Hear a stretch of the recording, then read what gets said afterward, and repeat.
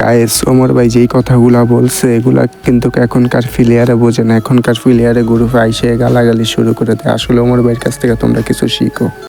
এখন অনেকে অনেকে কয় যে অনেকে ডাকে ওয়ান ভার্সেস ওয়ান কাস্টম এটা সেটা ভাই একটা টাইমে আমরা যখন গেম খেলছি তখন ওয়ান ভার্সেস ওয়ানে আমাদের কোনো শব্দ ছিল না। One versus two, one versus পরে থ্রি, ওয়ান ভার্সেস ওয়ান এটা খেলা আমার কাছে মানে ইজি লাগছে। মানে এইটা কোনো খেলা একবার তো মারলে বেড়ে যায় না।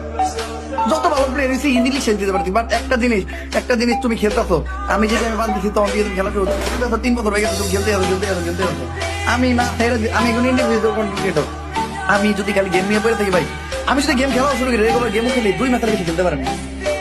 কারণ আমার ভিডিও একটা চ্যানেল আছে, বড় চ্যানেল, ওই চ্যানেলের ভিডিও শুট করলে 10 দিন ভাই খাওয়ার সময় পাই না। প্রতিদিন এক বেলা বেড়ে খাই, 2 বেলা খাওয়ার সময় পাই না। ফেসবুক পেজে মানে রিলস দেওয়া বাদ দিচ্ছি মনে হয় 3 মাস। চ্যানেল আর একটা আছে রাইডার মডেল ব্লগিং, যেটাই করি ওইটাই মালয়েশিয়া থেকে আহার ব্লগটা দিই নেই, মোবাইলে আছে। তারপরে অমরন ভাইয়ের ব্লগ একটা আছে, 2 মাস আগে ভিডিও দিয়ে পারিনি। মানে কোনো অ্যাক্টিভিটি করতে পারি না। এখন এরপরে আমি